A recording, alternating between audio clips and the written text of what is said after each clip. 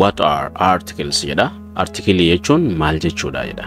Articles are small words used before nouns jedha. Article yeroo jennu small words jechoota xixiqqaa jechuudha. Used before nouns.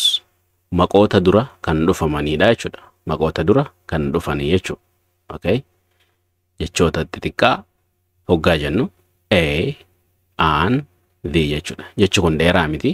Okay? Sababa saniif jarri kuni maqoota duratti dhufu jechuudha. Maqaan yoo as jiraate isaan asiin dhufu jechuudha gama duraatiin. Okay? They help us understand which or how many things we're talking about. Kana jechuun isaan nu gargaaru. Okay? Which or how many things wantoota meeqaa wajjin yookiin wanta meeqa haasa'u jirra. Okay? Waa'ee wantoota meeqa haasa'u jirra kan adda nuuf baasanidha jechuudha. Okay? Maaliif jennaan yeroo haasofnu wanni an haasa'u jiru wanta danuudha moo wanta qeenxeedha moo wanti suni specific moo okay moo generalin haasa'u jira beekuu qabna jechuudha. So artikloonni kanneen wantoota kana adda nu baasu jechuudha maqoota dura dhufuudhaan. Okay? As I have tried to mention, there are 3 articles in English. Artikloota meeqa jira jenna Ingiliffa keessa 3. Tokko lama 3. A, an, the ka jennuun kana jechuudha. So akkam jedha the 3 articles in English. A, an, the jennee ibsine jechuudha as duubatti. Having said so, now let's divide them into 2 categories. The first category is indefinite articles. Bakka lamatti qoodnee haa ilaallu jenne. So inni dura indefinite articles jedhamani. Isaanis a fi an ka jennu kana jechuudha. Maal jedhamani? Indefinite articles jedhamani jechuudha. We use a or an when we talk about something general. Okay? Not specific jechuudha. Waa'ee kana jechuun a fi ani kana kan fayyadamnu yoomi yeroo wantoota general ta'e haasofnu jechuudha. Okay? Wanta waliigala yeroo haasofnu jechuudha. Okay? Not specific. Wanta waa'ee tokko ofirratti kan xiyyeeffannu osoo hin taane wanta general irratti wanta waliigala irratti yeroo xiyyeeffannu wantoota akkasii yeroo haasofnu maal fayyadamna? A fi an fayyadamna jedha. Okay? Erga akkas ta'e a fi an kunoo garaagarummaan isaanii maali ka jedhu? Let's see them. Halaalume. Use a before words that begin with a consonant sound jedha. Yeroo hundayyuu artiklii a kana kan fayyadamnu jecha jechuudha. Jechuma fedhe haa ta'u that begin with kan eegalu maaliin? Consonantiin ka eegalu jechuudha. Okay? Maaliif jennaan dubbifamaa fi dubbachiistuu waan jedhamu jira mitiire. Ingiliffaanis consonant yeroo jennu consonantiin maali? Dubbifamaa jechuudha. Vowel yeroo jennu dubbachiistuu jechuudha. So something that starts with consonant sound we should use a. Okay? For example, a book, a car, maaliin eegala amma fakkeenyaaf consonantiin eegala jechuudha. Dubbifamaan eegala jechuudha. So car yoo jettu a car yoo qabda jechuudha dursitee. A book yoo qabda jechuudha. Biin dubbifamaadha waan ta'eef. So artiklii a ka fayyadamnu dubbifamaan okay jecha sanii yoo jechi sun dubbifamaadhaan eegale yeroo hundayyuu artiklii a fayyadamna jechuudha gabaabumatti. We use article a before words that begin with a consonant sound. Gabaabumatti artiklii a kana ka fayyadamnu yoo jechi tokko eegale jechuudha. Dubbachiistuu osoo hin taane dubbifamaadhaan yoo ka eegalute consonant jechuun dubbifamaa jechuudha. Like amma fakkeenya isa kana ofranne a book jedha. Biin dubbachiistuu osoo hin taane dubbifamaadha. Carinis akkasuma. So a book, a car, akkasuma fakkeenya dabalataa kan fudhannu ta'e a teacher. Okay, tiinis maali dubbachiistuu miti dubbifamaadha. Okay, a house, a dog jechaa deemte jechuudha. So when we come to an article an jedhamutti yeroo dhufnu we use it before words that begin with a vowel sound. Sagalee jechuudha. Sagalee vowelii kanneeni wajjin jechuudha. A, E, I, O, U ka jennuun kana jechuudha. Kanneeniin kan eegalu yoo ta'e jechuu jechi fedhe jara kana keessaa tokkoon kan eegalu yoo ta'e asirra sagalee jechuu jirra beeke. Leetar jechuutti jiru sagaleen sun jechuudha kan nu keessaa ba'u suni yoo kanneeniin kan eegalu ta'e artikelii aan jedhu kana fayyadamna jechuudha. Okay, for example, an apple jedha asirratti eedhaan eegale, so voweliidhaan eegale aanii jechuun qaba jechuudha. An apple kan biraa an umbrella jedha asirratti an umbrella yeroo jedhu uudhaan eegale, so dubbachiistuudha or vowel jennaani. So we have to say an umbrella. Umbrella in jennu jechuudha. An umbrella jenna malee. Okay. Okay, akkasuma an egg jenna jechuudha. Malee egg hin jennu jechuudha. Okay. An idea. Okay. An idea. Asirrattis idea hin jennu an idea jenna. Asirrattis an hour jenna jechuudha. Asirratti wanta adda isa godhu jechuudha. Maali? As jalatti ibsuu fi yaalii godha. Garuu akkanumatti osoo ibsi kun hin dhufne maali fi kan eegaleen jechu kuni dubbifamaadha malee dubbachiistuu miti. Echiin maali? Konsonaantiidha. Dubbifamaadha jechuudha. Garuu maaliif ree aanii fayyadamne jechuun keessan oolu. Deebisaan isaa sound jechuu jirra malee leetar jechuutti hin jiru. Soundiin isaa jenne sagaleen jecha kana keessaa ba'u. Hour hin jennu. Odoo hour jenne sila maal fayyadamna? Hour jenna ture. Garuu sababa wanni kun saayilentii ta'eef sagaleen nuti dhageenyu hour jetti jechuudha. Hour. Okay, 1 hour, 3 hours, 4 hours jechaa ka deemnu san hour hin jennu. So sababa saniitiif sagaleen sun kam keessa galee jira? Kana keessa galuu isaati. Hour jennaani. So kanaaf aanii fayyadamneedha. Ibsa isaa kana yoo fudhanne note jaara beekaadha. Hour starts with a silent H. H in isaa maal ta'e silent ta'e hin dubbatu. So it sounds like a vowel. Akka voweliitii jira jechuudha. So akkuma vowelitti ilaalama saniif akka voweliin eegaletti waan ilaalamuuf aan fayyadamneedha. Clear, right? I hope the point that I tried to mention so far is very clear and understandable. Me ifa ta'uun oolu isaa qabxiileen hanga ammaa ibse ifaa fi qulqulluu ta'a jedheeti yaada. Okay, now let's see both A and an with examples. Fakkeenya wajji haa ilaallu jara lachuutu ammaan tana. A fi an ka jedhamu kana. I saw a cat in the street jedha. I saw a cat in the street.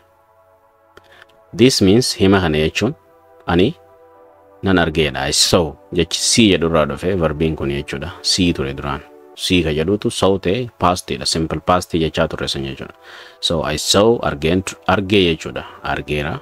Okay. A cat. Asirratti artikelii A fide jechuudha. Isa kana jechuudha. A cat in the street. Kana jechuun any cat. Bashuma fedhe jechuudha. Bashoo kana sanii irraan beekna jechuudha.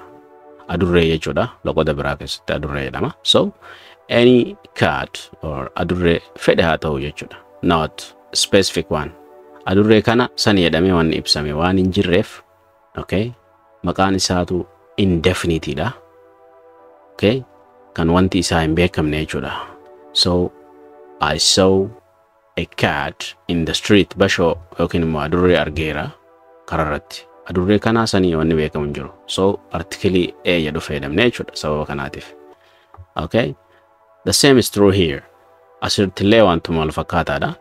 She wants to eat an orange jedha. Isheen ni barbaaddi. Maal barbaaddi? Orange nyaachuu yookiin immoo burtukaana nyaachuu barbaaddi jedha. So we don't know which orange she mean. Okay. Specific miti jechuudha. Generalidha jechuudha. Okay. So asirratti aan fayyadamne sababa isaatis orange waan ta'eef jechuudha. Vowelidhaan eegale jechi. Here also we have another example. It says I need an eraser. I need an eraser. Asirratti I need na barbaachisa jedha. An eraser. Hayxuu jechuudha. kan yeroo irsaasaan yookiin immoo yeroo irsaasaan barreessinu wanta itti heenu san jechuudha. Eraser jedhama yookiin immoo wanta waa haqu jechuudha. Okay. So i'dhaan eegalee i'in immoo akkuma agartan vowel soundidha. Vowelidha. So vowel waan eegaleef aanii fayyadamne. Very simple, right? Baay'ee salphaadha. So amma waa'ee article indefinite jedhamtu finnee jirra. I hope it is very clear for you. If I see it abdada. Now let's see the definite article. Okay? Article definite jedhamu kana haa ilaallu mee amma. Innis maali? The kayannuun kana jechuudha. The man, the cat, the road jechaa ka deemnu kana jechuudha. Maali inni kunoo yoom fayyadamna? Maaltu gargar isa taasisa jechuudha jara reefurraa. Maali garaagarummaan the maanii fi emmaaniidha ka jedhu. Yeroo baay'ee sammuu keessan keessa isin jiraata namoota baay'eetu na gaafatesi. So this is gonna be the answer for your questions, okay? Deebisaa ta'a jedheeti yaada gaafilee keessan san hundaafi. So we use the when we talk about something specific, okay? Kana kan fayyadamnu jechuudha article kana the ka jedhu kana kan fayyadamnu yoomi. We use the when we talk about something specific. Kana jechuun article the jedhamtu kana kan fayyadamnu yeroo waan general hin taane waan waliigalaa kan taane wanta waan kanaan isaa ibsamee jechuudha. Wanta waliigalaa osoo hin taane faallaa isaa jechuudha. Wanta isa kana isa sani jettee ati dubbattu tokko jechuudha. Kan dubbataa fi okay akkasuma namicha ati dubbattuu fi atillee waliin beektan jechuudha. Okay? Something the listener or the reader already knows jedha. Wanta namichi si dhaggeeffachaa jiru yookiin immoo namichi waan san dubbisaa jiru already knows, duraaniyyuu beeku tokko jechuudha. Wanti kun maali? Wanta waliigalaatii miti jechuudha. Wanta namni sun sirriitti maalummaa waan sanii beekuudha jechuudha. Wantoota akkasii yeroo haasofnu wanta waliigalaa waan hin taane yeroo haasofnu article the jedhamtu kana fayyadamna jechuudha. Okay, now let's dig more into it. Okay, ammallee gadi haa qonnume. Use the when you already mentioned a noun jedha. Asirratti use jedha fayyadami article the jedhamu kana when you already mentioned dursitee jechuudha. Duraaniyyuu wanta akka ibsitee yeroo jirtutti jechuudha. Osuma haasawaa jirtu wanta akka dursitee ibsitee jirta.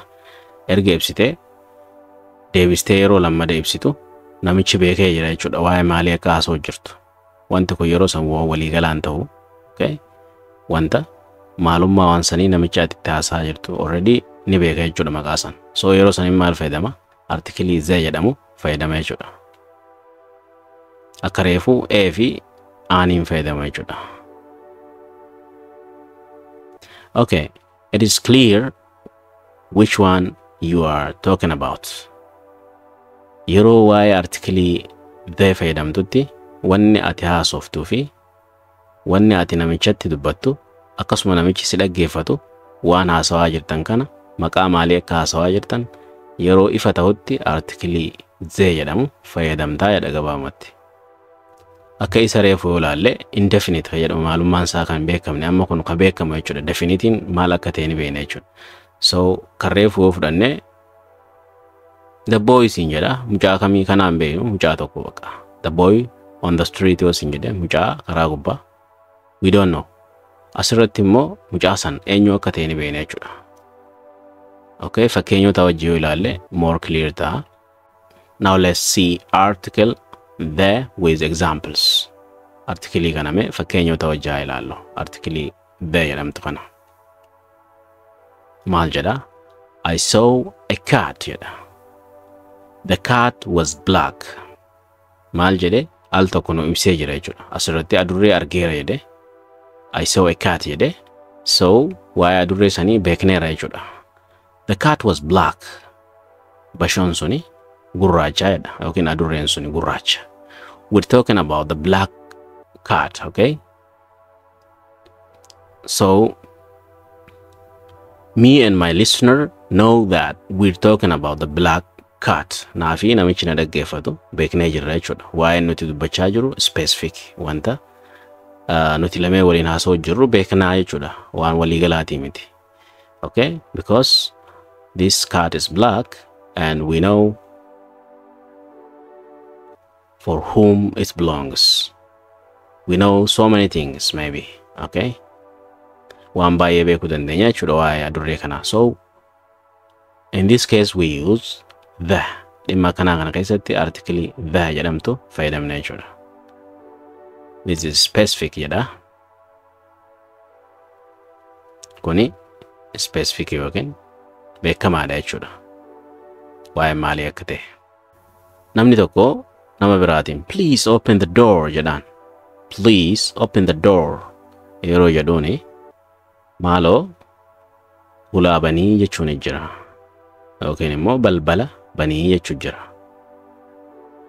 Yeroo kanatti jarri lameen wal ajajaa jiru jechuudha. Inni tokko ulaa banii kan jechaanii jiru. Inni kaan immoo kan ulaa banuuf deemu ni beekan jechuudha. Ulaan sun tam akka taate waliin beeku jechuudha. Usaniituma ulaa banii jedhama jechuudha. Maaliif jarri lachuutu waan haasawaa jiru waan beekuuf so the fayyadama malee am fayyadama jechuudha. Open a door hin jedhu jechuudha dhimma kanaa keessatti. Maaliif wanti kuni ifa jechuudha. Waa'ee maalii akka haasawaa jiran specific jechuudha. So the listener jedha inni asirrattu. The listener knows which door. Balbala kam akka ta'e ni beeka jechuudha namichi dhaggeeffatu sun. Isa ulaa banii jedhamee inni ulaa banuudhaaf silaa jedhu sanii hin beeka jechuudha ulaa kam akka ta'e. Ulaa gara mirgaa jirtu san immoo ulaan sun ta'isa dhiyoo jirtu ta'uu beekamaadha jechuudha. Ulaa kam akka ta'e ifa jechuudha isaaf. Okay? The sun is bright jedha asirratti. The sun is bright. Aduun maali? Bright. Iftuudha jechuudha. The teacher gave us homework jedha asirratti. Zaa fayyadamne maaliif zaa fayyadamne? The teacher gave us homework jedha. Barsiisaan hojii manaa nuu kenne jedha. Maaliif the teacher jedhee maaliif a teacher hin jedhini? So barsiisaan hojii manaa nuu kenne barsiisaa keenya. So barsiisaa san ni beeyna. So in this case wanni kun waa waliigalaatii miti. Saniif maal fayyadamne article zee jedhu fayyadamne jechuudha. Kanaaf article a jedhu fayyadamne asitti. Asin maal jedha?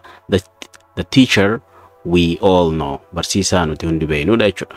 Okay? Barsiisaan hojii manaa nuu kenne jettu ni beekama jechuudha barsiisaa kam akka ta'e. Okay?